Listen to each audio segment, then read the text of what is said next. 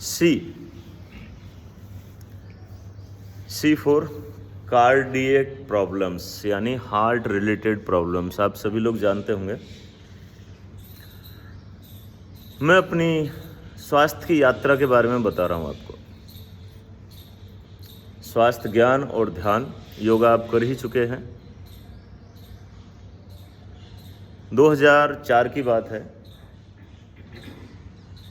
मेरे को पहली बार कुछ चक्कर से आए, और चक्कर आए तो यार कुछ तो गड़बड़ है। उस टाइम हमारे वार्डन साहब हुआ करते थे, doctor G N Saxena ji, नाम सुना होगा, एक बहुत अच्छे फिजिशियन हैं, SMS मेडिकल कॉलेज जयपुर में ही।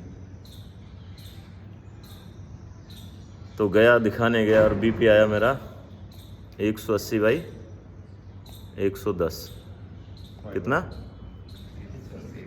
यानी कि जो इमरजेंसी मानी जाती है, यानी तुरंत ऐसे मरीज को तो भर्ती कर देना चाहिए, ऐसा नियम था उस वक्त। दवाई लिख दी, जा दवाई ले और रेस्ट कर।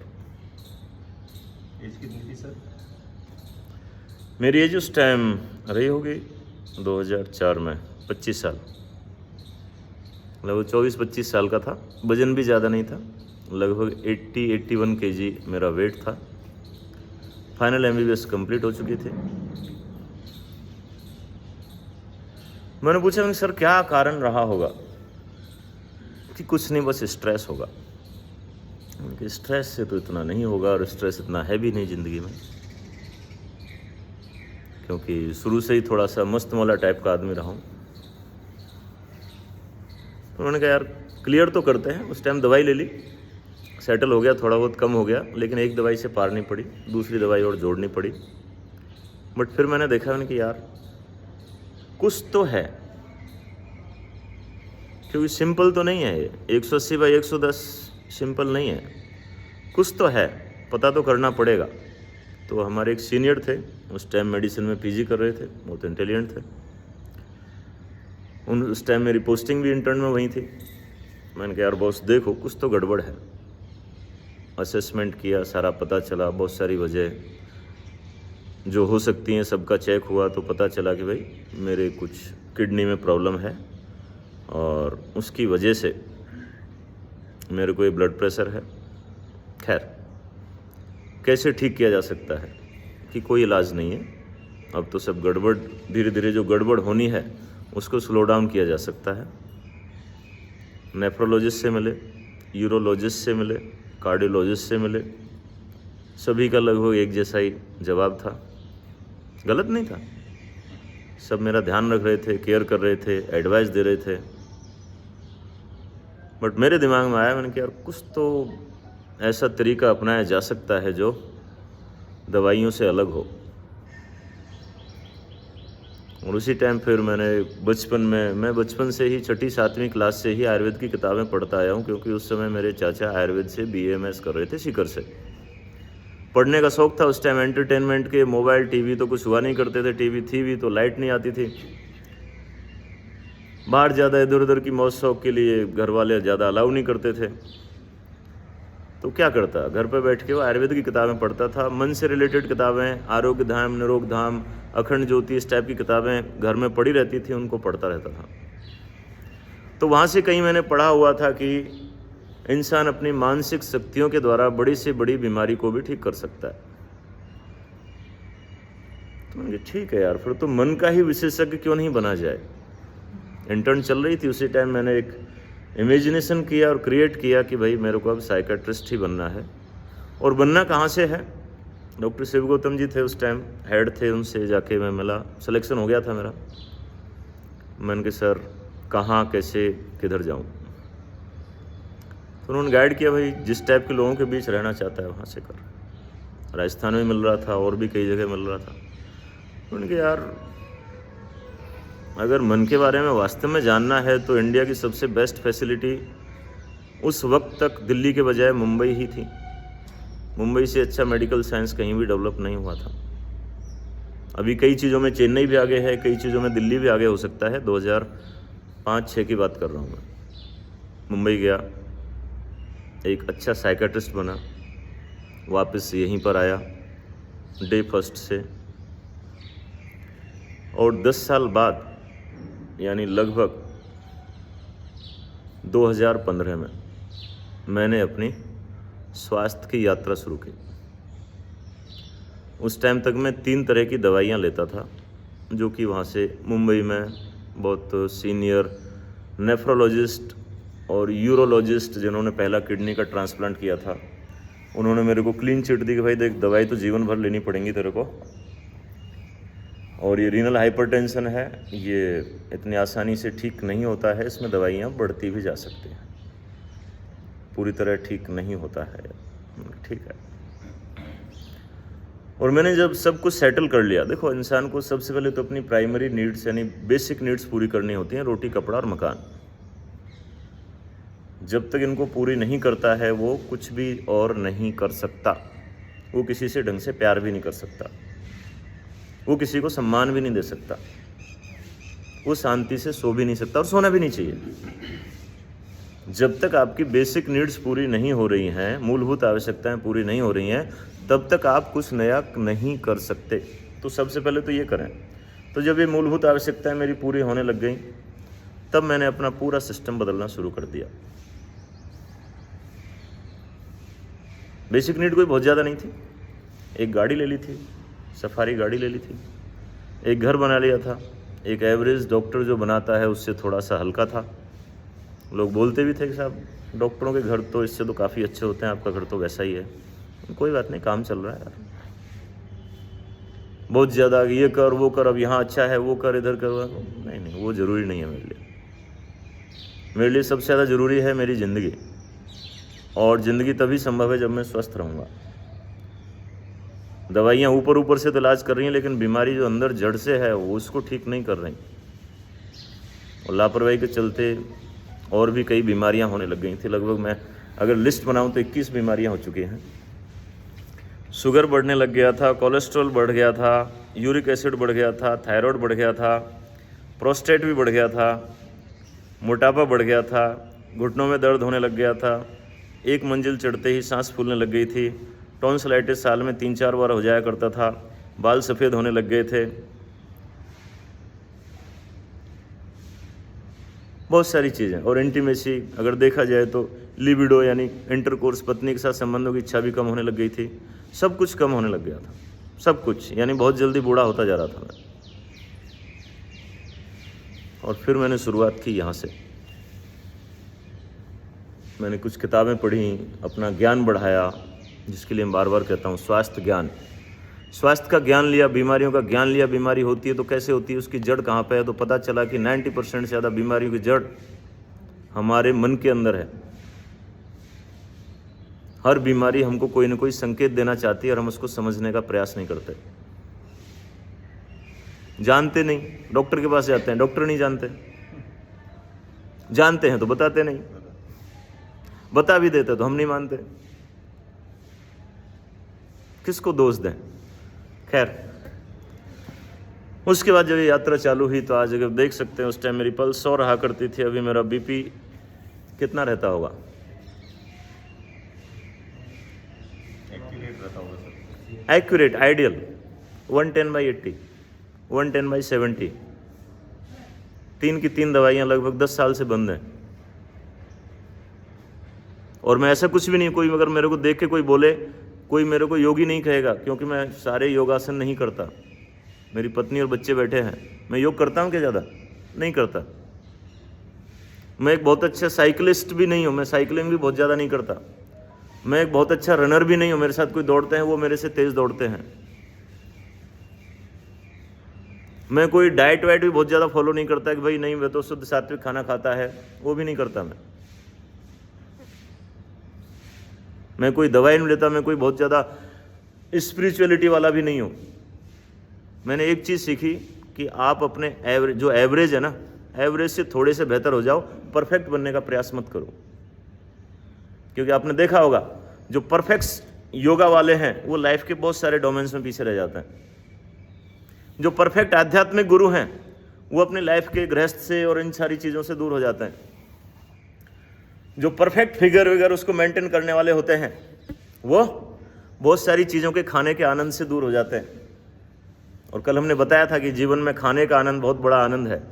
अगर खाने की आवश्यकता खत्म हो जाए तो आदमी शायद काम करना भी बंद कर दे।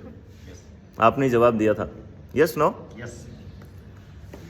तो मैं सारी चीज़ खाता हूँ, सारी चीज़ पीता हूँ, सारे काम करता हूँ, घूमता फिरता, कभी कुछ भी कर लेता हूँ, लेकिन मैंने एक चीज़ देखी कि अबव एवरेज हो जाओ। एवरेज से अच्छा योगा कर लो, एवरेज से अच्छी रनिंग कर लो। एवरेज इंसान, हमारे देश का जो एवरेज इंसान है, एवरेज से अच्छी डाइट फॉलो कर लो, एवरेज से अच्छी एक्सरसाइज कर लो, एवरेज से ज़्यादा जिम कर लो, एवरेज से ज़्यादा स्टेमिना कर लो, एवरेज से थोड़ा सा ज़्यादा होने का आप प्रयास कर लो। और सभी चीज़ों में, physical, mental, social, spiritual, financial, सब चीज़ में आप अपने आप बेहतर होते जाओगे।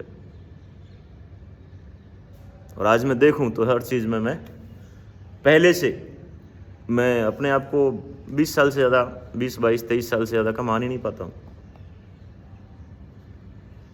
हर चीज़ का, physical, mental, social, spiritual, knowledge, stamina, endurance, हर चीज़ की बढ़ ही रही है, घट नहीं रही।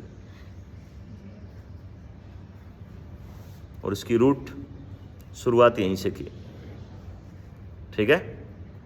कुछ डॉक्टर लोग, हमारे साथी लोग, जिनको हम बताते हैं, बात करते हैं, अभी भी 2-4 समस्याएं हैं, अभी भी कोई स्टोन है, अभी भी थोड़ा सा किडनी में इन्फेक्शन हुआ था, किडनी का था, या पाइलोनेफ्राइटिस, पेल्विस थोड़ा बड़ा हुआ था, प्रोस्टेट तो भी 2 महीने में ठीक किया है, कोलेस्ट्रॉल मैंने 7 दिन में ठीक किया। तो आज कार्डियक, यानी मैंने हार्ट की जो एक बहुत बड़ी समस्या थी, उसको किस तरीके से मैनेज किया, वो तो एक बहुत लंबा है। उसके लिए तो अगर 10 दिन भी बोलता रहूं तो भी शायद कम पड़े, लेकिन क्रक्स बता देता हूं आपको। बड़ा गहरा है, जाके चिंतन करना, हो सकता है सालों में समझ में आए, हो सकता है एक दिन में समझ में नहीं आए, सालों में समझ में आए। हमारी हर बीमारी की नीड हमारे ही अंदर होती है। क्या बोला है? नीड यानी आवश्यकता। हमारी हर बीमारी हमारी किसी न किसी नीड को फुलफिल कर रही होती है। हमारी हर बीमारी कुछ न कुछ बदलाव का संकेत दे रही होती है। और जब हम उस नीड तक पहुंच जाते हैं और उस नीड को दूसरे तरीके से फुलफिल करने लग जाते हैं, जब हम उस संकेत को समझने लग जाते हैं और वो जो चाहता है वो हम प्रोवाइड करने लग जाते हैं, तो बीमारी कई बार इंस्टेंटली ख़त्म होते देखी हैं। मेरी पत्नी ने बहुत सारी किताबें पढ़ी हैं, इनको पता है, एक एक दिन में लोगों के कैंसर गायब हुए हैं। एक न्यूरोसर्जन है, मैंने बहुत किताबें पढ़ी हैं, डॉक्टर एबेन अलेक्जेंडर, सर्च करके देख लेना। जिस हॉस्पिटल के वो डायरेक्टर थे, उसी हॉस्पिटल में वो एडमिट हुए, पूरा ब्रेन पस से भर गया था, पायोमेनिंजाइटिस हुआ था, 7 दिन कोमा में रहे। सभी डॉक्टर चारों तरफ खड़े खड़े बात कर रहे थे कि अब कोई भी एंटीबायोटिक नहीं बचा, अब कोई दवाई नहीं बची जो हम दे सकें, अब तो बस इनको ऐसे ही एज इट इज़ छोड़ना ही होगा। अमेरिका की बात है, कोई इंडिया की बात नहीं है। और अचानक से उनकी आत्मा ने एक नीड क्रिएट की कि यार मेरे को मेरी बच्ची के लिए वापस चलना है। पढ़ के देखना कभी टाइम मिले तो। और फट से विद इन मिनट्स उनके अंदर जो नली डली हुई थी 7 दिन से, एंडोट्रैकियल ट्यूब जो वेंटिलेटर के टाइम पर डालते हैं अंदर, तो गले के अंदर अगर थोड़ा सा तिनका भी जाता है तो खांसी आती है। जो कोमा में होता है तो नली पड़ी रहती है, कुछ पता भी नहीं चलता। फट से विद इन मिनट्स गले की नली निकालनी पड़ गई, यानी गले में सेंसेशन आ गए, बॉडी के अंदर सेंसेशन आ गए थे। खैर, जब आपकी नीड होती है कि मेरे को बिना बीमारी के रहना है, मेरे को स्वस्थ रहना है, और उसके लिए 100% क्लैरिटी आ जाती है, तो आपकी बीमारियां खत्म होने लग जाती हैं। आपने देखा होगा कोरोना के टाइम पे लोग बीमार होना बंद हो गए थे। जब से मुफ्त की स्कीम हुई है तब से बीमारियां बढ़ नहीं गई हैं, बढ़ी है। जब से RGHS हुआ है फ्री वाला, तब से देखा नहीं, जो 500 करोड़ का बजट था वो 5000 करोड़ के आसपास पहुंच गया साल का बजट। फर्जीवाड़ा भी खूब हो रहा है, लेकिन बीमारियां भी खूब हो रही हैं।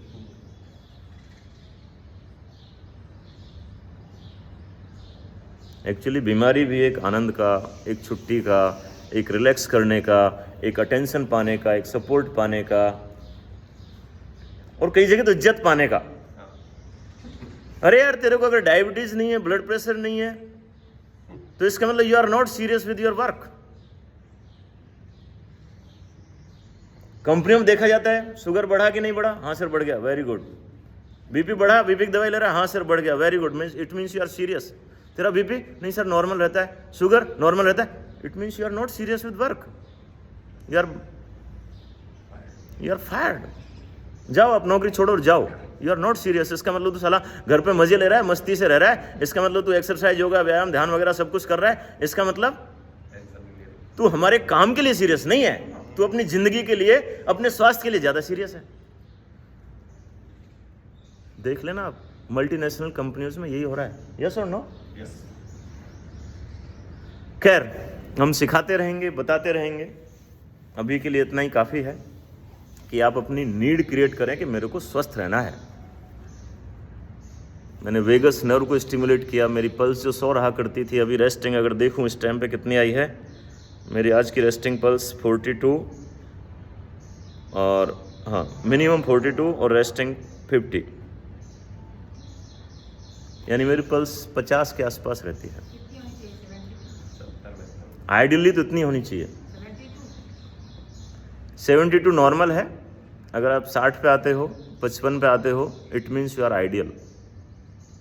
यानी अब आपका हार्ट इतना मजबूत जब हो जाता है कि वो ऐसे ऐसे करने के बजाय ऐसे ऐसे ऐसे धड़कता है और पूरा ब्लड का सर्कुलेशन पूरे डीपेस्ट सेल तक कर देता है। कार्डियक डिजीज का एक सबसे बड़ा कारण है कोलेस्ट्रॉल। कुछ तो बता देते हैं। मेरा कोलेस्ट्रॉल एक बार 248 हो गया था। एक बार ऐसे ही मेरे को कुछ फील हुआ, मैंने चेक कराया 248। मैंने फट से अपने मेरे मित्र कार्डियोलॉजिस्ट उनसे बात की, मैंने कहा यार ऐसे ऐसे है, कोलेस्ट्रॉल इतना आ रहा है कि यार आप ऐसा करो, एक कोलेस्ट्रॉल की दवाई ले लो। और मैंने एक गोली ले ली। रात को मैं ध्यान में जाता हूँ, सोने से पहले अपना सब कुछ देखता हूँ। मैंने देखा, मैंने कहा यार क्या कर सकता हूँ। सुबह मैं क्षत्रिय होता हूँ, लड़ता हूँ हर चीज़ से। सुना होगा ना आपने, कई बार मैंने बताया। मैं सुबह क्षत्रिय होता हूँ, जाट होता हूँ, फिर ब्राह्मण बन जाता हूँ। अभी ब्राह्मण बन के आपको ज्ञान बांट रहा हूँ। दिन भर में बढ़िया बन के बिजनेस करता हूँ, और रात को मैं शूद्र बन के एक सेवक की तरह, भाई ठीक है अपना काम हो गया, अब तो सेवक हैं जी, जो मिला तो, नहीं मिला तो, दिया तो, नहीं दिया तो, ठीक है भैया, सब कुछ भूल भाल के सो जाओ। तो सुबह जब मैं क्षत्रिय होता हूँ, सुबह सुबह लड़ा, मैंने कहा यार साला इस कोलेस्ट्रॉल को ख़त्म करना है मेरे को। और मैंने वहाँ पे कमिटमेंट किया कि 7 दिन के अंदर ख़त्म कर दूंगा इसको, जो कि किसी भी दवाई से संभव नहीं है। 1-2 डॉक्टरों से और बात की, मैंने कहा यार संभव है क्या, कि नहीं है संभव, दवाई लेनी पड़ेगी, ले लो। हाँ टाइम लगेगा, 2-4-6 महीने में शायद कर दे।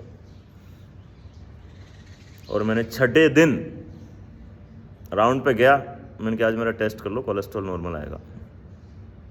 और ये नहीं मेरे हॉस्पिटल में चेक कराया, मैं 2 जगह, एक अपने में और एक दूसरी जगह क्रॉस चेक करने के लिए, कहीं कोई एक जगह मिस्टेक आ जाती है छोटी मोटी। 2 जगह मैंने कोलेस्ट्रॉल चेक कराया, और वो कोलेस्ट्रॉल कितना था, विद इन नॉर्मल लिमिट्स, 200 से कम नॉर्मल माना जाता है, मेरा था 198। 6ठे दिन मैंने बात की मेरे जो मित्र कार्डियोलॉजिस्ट हैं कि यार कैसे किया, बता तो सही। मैंने कहा रहस्य है, आसानी से समझ में नहीं आएगा, कभी साथ बैठे घंटे 2 घंटे लग जाएंगे, क्योंकि मेरी तो ये 10 साल की साधना है, मैं उसका एक्सपर्ट हो चुका हूँ। उसको मैंने अभी कोलेस्ट्रॉल पे लगा दिया, और कोलेस्ट्रॉल पे लगा दिया तो कोलेस्ट्रॉल खत्म हो गया। अभी भी मैं किसी समस्या से डील कर रहा हूँ, अभी मैं उस पर लगा रहा हूँ, जिस दिन हो जाएगा उस दिन आपको बता दूंगा। अभी आज की तारीख में अगर देखूं तो मैंने परसों रात का खाना खाया है। कल बोला था ना हमने, कल बिल्कुल नहीं खाया, बिल्कुल नहीं खाया, केवल पानी पिया है, बिल्कुल कुछ नहीं खाऊंगा, शाम को खाऊंगा। कोई ऊर्जा में कोई कमी दिख रही हो तो बता दो, कोई थकान, आलस, कमजोरी दिख रहा हो तो बता दो। वैसा जो 18 घंटे से ऊपर की आप फास्टिंग करते हो, 16 घंटे से ऊपर ही होने लग जाता है मैडम। 16 घंटे के बाद ही हम क्या बहुत सारी किताबें मैडम को दे देते हैं, आप पढ़ लो और क्रक्स मेरे को बता देना, मेरे पास कम टाइम रहता है इसलिए। तो मैडम पढ़ती हैं, बता देती हैं 16 घंटे के बाद। 4 घंटे बाद आपका ग्लूकोज संतुलित होने लग जाता है। 8 घंटे बाद आपका ग्लाइकोजन स्टोरेज है वो यूज होने लग जाता है। 10 घंटे पे आपकी जो मसल्स हैं वो आपकी बॉडी के फैट को यूज करने लग जाते हैं। 16 घंटे पे फैट बर्निंग पीक पे होती है और 24 घंटे पे आपकी बॉडी की unnecessary, unwanted, useless, nonsense, non productive cells, जो बेकार सेल्स हैं, शरीर उनको खाने लग जाता है।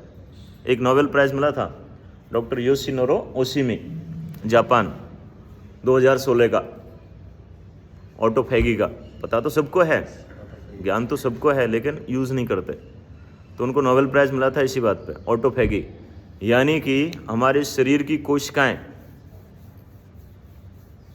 अपने आप को खाने लगती हैं। हमारा शरीर अपने शरीर के कुछ फालतू की चीज़ों को, मैं बता रहा था ना, कैंसर की सेल्स हमारे शरीर में डेली बनती हैं। हमारे शरीर में जैसे हम रोटी बनाते हैं, 10 रोटी बनाए एक जैसी बनी नहीं सकती। हर सेकंड हमारे शरीर में 10 लाख कोशिकाएं जन्म ले रही हैं, 10 लाख कोशिकाएं मर रही हैं। तो जो जन्म ले रही हैं सारी की सारी परफेक्ट हों जरूरी नहीं है। बहुत सारी इम्परफेक्ट बनती हैं, डिफेक्टिव बनती हैं। जो डिफेक्टिव होते हैं वो फर्जी होते हैं, और डिफेक्टिव लोग अपना अधिकार ज़्यादा जमाते, डिफेक्टिव लोग ग्रोथ भी जल्दी करते हैं। आपने सोसाइटी में भी देखा होगा। तो डिफेक्टिव लोग हैं, वो डिफेक्टिव सेल्स हैं, वो ज़्यादा ग्रोथ करती हैं, इम्यून सिस्टम उनको खा जाता है। कई बार इम्यून सिस्टम अगर वीक हो रहा है तो बढ़ने लग जाती है और कैंसर हो जाता है। कैंसर इम्यून सिस्टम की बीमारी है। तो 24 घंटे में हमारा शरीर उन बेकार की, जो यूजलेस, नॉनसेंस, उनकी छटनी करने लग जाता है, उनको खाने लग जाता है। 36 घंटे पे एक पीक पे आ जाता है। 36 घंटे पे आपकी जो ऑटोफैगी है वो पीक पे होती है, यानी आपकी बॉडी के अंदर कैंसर सेल्स खत्म। 48 घंटे पे आपका इम्यून सिस्टम रेगुलेट होने लग जाता है। जो आपकी थाइमस ग्रंथि होती है, आपकी जितनी भी, जिन चीज़ों से भाई बैक्टीरिया, वायरस, इन सब चीज़ों से या कुछ चीज़ों से एलर्जी भी हो जाती है, कुछ चीज़ों कंडीशनिंग हो जाती है, पूरी तरह रीसेट होने लग जाता है 48 घंटे के बाद। और रीसेट होके बिल्कुल फ्रेश हो जाता है, एकदम new, first class stem cell है, रीसेट हो जाती है। कल हमारी पत्नी बता रही थी, उन्होंने एक किताब पढ़ी है, किसी एक डॉक्टर, बहुत हार्वर्ड के एक साइंटिस्ट हैं, डॉक्टर डेविड सिनक्लेयर। तो क्या होता है हमारे शरीर में जो डीएनए है, डीएनए एक तो कुछ करता रहता है हमेशा। जब वो अगर रिलैक्स है, मतलब अगर वो पेट भरा हुआ है, उसका पेट भरा हुआ है, तो कुछ नया सोचता है आदमी। और जब पेट ही नहीं भर रहा है तो वो पुरानी जो टूट फूट है ना, उसको भी रिपेयर करता है। एक सलाह, जब खतरा आ रहा है, जब भूखे मरने की नौबत आ गई, अब तो भाई साहब जो है उसको संभाल लो। तो शरीर को जब आप भूखा मारते हो, शरीर के जो फालतू के बैक्टीरिया, बीमार करने वाले बैक्टीरिया, वायरस हैं, उनको अपना शरीर भी खाने लग जाता है। करे पहले तो उनको हटाओ रे यार, कचरा है साला। भाई देखा होगा, जिस घर में गरीबी आती है तो सबसे पहले जो अपने जो आश्रित लोग हैं, जो कम इंपॉर्टेंट है, उनको बाहर निकालते हैं ना। अगर कोई कंपनी डूबने लगती है तो सबसे कम काम कर रहे हैं, जो फर्जी हैं, जो बूढ़े हो गए, बुजुर्ग हो गए, बेईमान है, कमीने हैं, घटिया हैं, उनको ही सबसे पहले निकालेंगे। जो ईमानदार है, मेहनती हैं, जो वास्तव में आपके साथ दिल लगा के, दिल जान से जुड़े हुए हैं, उनको थोड़ी निकालेंगे। तो हमारे शरीर का जो सिस्टम हमारे साथ दिल जान से जुड़ा हुआ है, उसको हम नहीं निकालते, उसको हम रखते हैं, उसको हम और ज़्यादा केयर करते हैं। भैया और तो निकाल दिया, अब इनकी ज़रूरत ज़्यादा है, अगर ये गए तो फिर हमारा अस्तित्व नहीं बचेगा। तो हमारे डीएनए की रिपेयरिंग होने लग जाती है, हमारी स्टेम सेल्स एक्टिवेट होने लग जाती है, हमारा इम्यून सिस्टम रेगुलेट होने लग जाता है, और हम एक रिफ्रेश होने लग जाते हैं। जो सफ़ेद बाल है ना, उनको भी बॉडी शायद खाने लग जाती है, उनकी रूट्स को। ये सफ़ेद बाल कोई काम नहीं, हटाओ यार, काले बाल चाहिए ना, बाल भी काले होने लग जाते हैं। तो बॉडी क्या है, एक चीज़ से ठीक नहीं होती। केवल ऐसा नहीं है आप कार्डियक प्रॉब्लम ठीक करोगे, कोलेस्ट्रॉल ठीक करोगे तो केवल कोलेस्ट्रॉल ही ठीक होगा, पूरा बॉडी का सिस्टम ठीक हो जाता है। ये तो एलोपैथी में देखो, मैं एलोपैथिक दवाइयाँ दिन भर देता हूँ, ऐसी कोई बात नहीं है, बुराई नहीं है, बहुत ज़रूरी चीज़ है वो भी।